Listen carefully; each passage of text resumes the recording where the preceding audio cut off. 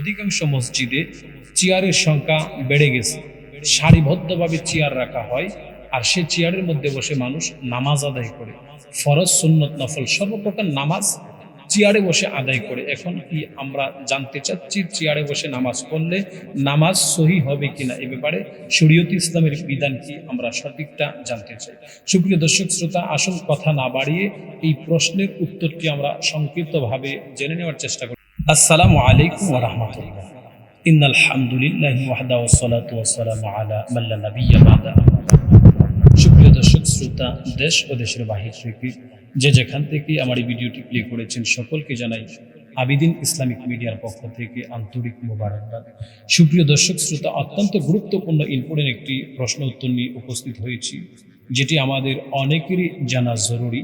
প্রশ্নটি হলো, এক ভাই জানতে চেয়েছিলেন যে হুজুর, আমরা এখন লক্ষ্য করলে দেখি আমাদের অধিকাংশ মসজিদে চেয়ারের সংখ্যা বেড়ে গেছে। সারিবদ্ধভাবে চেয়ার রাখা হয়, আর সে চেয়ারের মধ্যে বসে মানুষ নামাজ আদায় করে।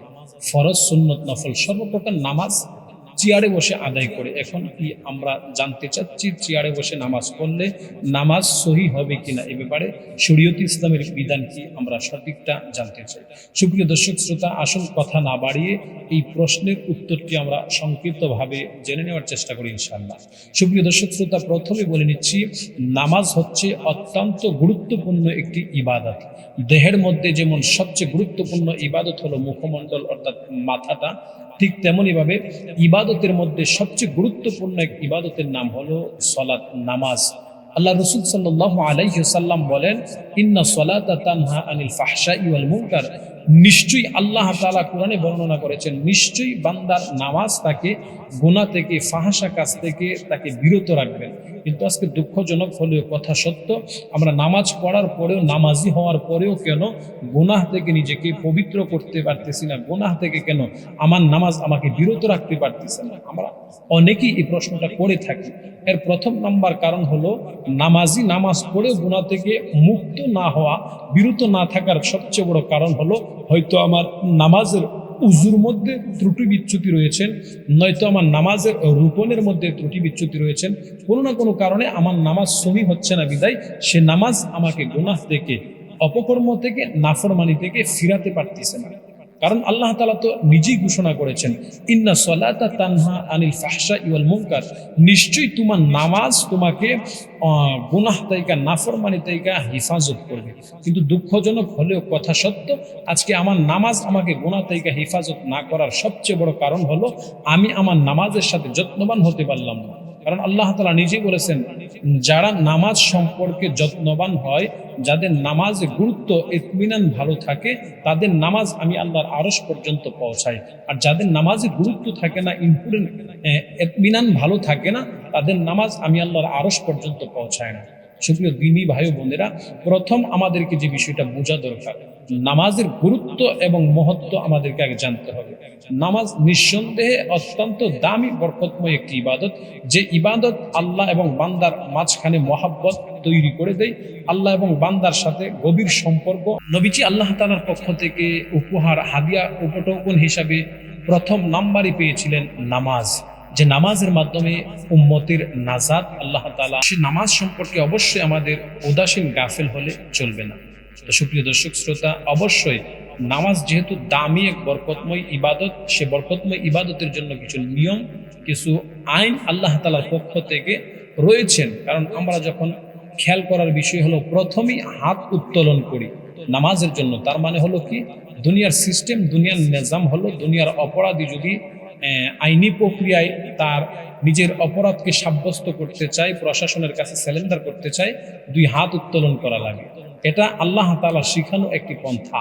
বান্দা প্রথমেই, যত বড় শিল্পপতি হোক, টাকাওয়ালাই হোক, এমপি, মন্ত্রী, ক্ষমতাবান ব্যক্তি হোক, সে যদি নামাজি হয়, নামাজ পড়তে হয়, তাহলে প্রথমে আল্লাহ তাআলার কাছে দুই হাত কান পর্যন্ত নিয়ে স্যালেন্ডার হওয়া লাগবে। আল্লাহু আকবার, আল্লাহ আপনিই বড়, পৃথিবীর আর কোনো কিছু বড় না, এই কথাটা হাত উত্তোলন করে কানের কাছে নিয়ে স্যালেন্ডার করে বলা। অর্থাৎ এখান থেকে স্পষ্ট হয়ে যায়, পৃথিবীর সকল ধনাঢ্য ব্যক্তি, রাজা, বাদশাহরাও যদি নামাজ পড়ে, সে এভাবে আল্লাহর কাছে স্যালেন্ডার হতে হয়, দুই হাত উত্তোলন করে। তাহলে বোঝা গেল নামাজ একটি বিনয়ী ইবাদত। নামাজের মধ্যে সর্বোচ্চ বিনয়ী আপনাকে প্রকাশ করতে হবে। আর বিনয়ী প্রকাশ করতে গেলে আপনি চেয়ারে বসে নামাজ পড়ার কোনো সুযোগ নেই। চেয়ারে বসে ইবাদত করাটা খ্রিস্টানদের খ্রিস্ট ধর্মের একটি প্রথা কিংবা নিয়ম।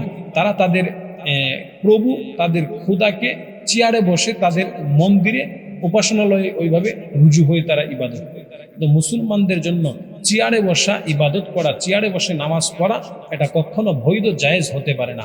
দুঃখজনক হলেও কথা সত্য, সমাজের অধিকাংশ ইমাম খতিবরা চাকরির ভয়ে সত্য কথাটি বলে না। কারণ আমরা লক্ষ্য করলে দেখি মসজিদের মুতাওয়াল্লি, শিল্পপতি কিংবা সভাপতি, সেক্রেটারি প্রচুর টাকার মালিক হওয়ার দরুন মসজিদে ওনার টাকা আছে, উনি 50টা চেয়ার নামাইয়া দিলেন, মার্কেট থেকে এনে দিলেন, মুসল্লিরা যার যার মতো চেয়ারে বসে নামাজ পড়তেছে। ওয়াল্লাহি আল্লাহর কসম, এখানে নামাজ নয় বরঞ্চ ঠাট্টার মশকারি হচ্ছে আল্লাহর সাথে। আপনি দুনিয়ার জাগতিক সব কাজ করতে পারেন, 10 কেজি 15 কেজি ওজনের বাজারের ব্যাগ বাজার থেকে নিয়ে বাড়িতে যাইতে পারেন, বাজার থেকে হাইটা বাড়ি পর্যন্ত যেতে পারেন, কৃষি কাজ করতে পারেন, আপনার জরুরতে দুনিয়ার সকল কাজ করতে পারেন। কিন্তু ইবাদতের ক্ষেত্রে মসজিদে গেলে আপনি শাহী হালতে, বাদশাহী হালতে 2টা পা সামনের দিকে দিয়ে আপনি চেয়ারের মধ্যে বসে রইলেন, কেমন যেন আপনি নিজেকে একটু আমিত্ব ভাবের মধ্যে মজায় রাখলেন। ওয়াল্লাহি আল্লাহর কসম, এই নামাজ কখনো আল্লাহ তাআলার কাছে কবুল হবে না। আপনাকে বোঝা লাগবে আমি যে কথাগুলো বলতেছি আমার স্বার্থে নয়, যে চেয়ারে বসে নামাজ পড়েন আপনার স্বার্থে। আপনি তো নবী মুহাম্মদুর রাসূলুল্লাহ সাল্লাল্লাহু আলাইহি ওয়াসাল্লামের চেয়ে বড় হন নাই, দামি হন নাই, তিনার চেয়ে বেশি অসুস্থ আপনি হন নাই। আল্লাহ রসুল সাল্লাল্লাহু আলাইহি ওয়াসাল্লামকে একদিনের ঘটনা, নবীজি একবারে মমস্য অবস্থায় শোয়া, মৃত্যুর পূর্ব মুহূর্তে নবীজি হযরত আবু বকর সিদ্দিক রাদিয়াল্লাহু তাআলা আনহু তিনার জামাতের ইমামতি দেখে নবীজির মনের মধ্যে একটা মায়া জন্মাইলো, আমিও জামাতে অংশগ্রহণ করে নামাজ আদায়। মা আয়েশা সিদ্দিকা রাদিয়াল্লাহু তাআলা আনহা বলেন, আমি নবীজিকে শোয়াতেইকা বসালাম, বসানোর পরে নবীজিকে দাঁড় করাতে চাই, নবী দাঁড়াতে পারেন না, বারবার ঢলে পড়ে যায়। এমন তো অবস্থায় 2জন সাহাবীর কাঁধে ভর করে আল্লাহর রাসূল সাল্লাল্লাহু আলাইহি ওয়াসাল্লাম পাটা জমিনে শেষরায়া শেষরায়া মসজিদে নববীর ভিতর প্রবেশ করলেন। নবীজি মসজিদে নববীতে ঢুইকা 2টা পা কেবলার দিকে সোজা করে, বাংলায় যেটাকে আমরা লেপপেট দিয়া বলি, এভাবে বৈশা আল্লাহর রসুল নামাজ পড়েন। কই রহমতে আলম নবী তো কোনোদিন চেয়ারে বসেন নাই, তখনও তো চেয়ারের ব্যবস্থা ছিলেন। এখান থেকে স্পষ্ট হয়ে যা, ইবাদত চেয়ারে বসে হবে না, নামাজ চেয়ারে বসে হবে না। যেহেতু রহমতে নবী থেকে স্পষ্ট হয়ে গেল, আল্লাহর নবী যেহেতু চেয়ারে বসে নামাজ আদায় করেন নাই, কারণ নবীজি নির্দেশ দিয়েছেন যতক্ষণ পারো দাঁড়িয়ে পড়ো, যখন তুমি অসুস্থ হয়ে যাবা বসে পড়ো, যখন একেবারে অসুস্থ হয়ে যাবা শুয়ে পড়ো। তারপরও চেয়ারে বসার কোনো বিধান আল্লাহ রসুল দেন নাই। তো সম্মানিত সুধী, অনেক ইমাম খতিবরা হয়তো চাকরির ভয়ে স্পষ্ট করে সত্য কথাটি বলতে পারে না। হ্যাঁ, এটাই সত্য কথা, চেয়ারে বসে কোনো নামাজ হবে না, চেয়ারে বসে নামাজ পড়ার কোনো সুযোগ নেই। সম্মানিত মুসলিম দিনী ভাই বোনেরা, বিনয়ের সাথে বলি, এটি নামাজ হতে পারে না আল্লাহর সাথে ঠাট্টা মশকরা ছাড়া। আপনি যদি নামাজ পড়তে হয় বিনয়ের সাথে, আপনার জন্য অন্য অবস্থায় পশ্চিম দিকে পা দেওয়া বৈধ নয়, কিন্তু নামাজের ক্ষেত্রে আপনি 2টা পা পশ্চিম দিকে দিয়ে আপনি মাটিতে একবারে, যেটাকে বাংলায় বলে লেপপেট দিয়ে বসা, এভাবে বসে আপনি নামাজ আদায় করেন। তারপরেও চেয়ারে বসবেন না, কারণ চেয়ারে বসা আল্লাহ পছন্দ করেন না। যদি করতেন, রহমতের নবী ঠিকই চেয়ারে বসে নামাজ পড়তেন। নবীজি হায়াতের শেষ সময়ে অন্তিম মুহূর্তেও নামাজ ছাড়েন নাই, কিন্তু নামাজের ক্ষেত্রে নবীজি এতটাই সচেতন ছিলেন, নবী কখনো চেয়ারে বসে নামাজ আদায় করেন না। তাহলে এখান থেকে স্পষ্ট হয়ে গেল, ফতোয়ার কিতাবে এটি স্পষ্ট আছে যে চেয়ারে বসে নামাজ পড়লে নামাজ হবে না, নামাজ জায়েজ না চেয়ারে বসে নামাজ পড়া। সুপ্রিয় দর্শক শ্রোতা, আশা করি আমার এই কথাগুলো আপনি বুঝতে পেরেছেন। আল্লাহ তাআলা আমাদেরকে এই কথাগুলো বুঝে আমল করার তৌফিক দান করুক। ওয়া আখিরু দাওয়ানা আলহামদুলিল্লাহ।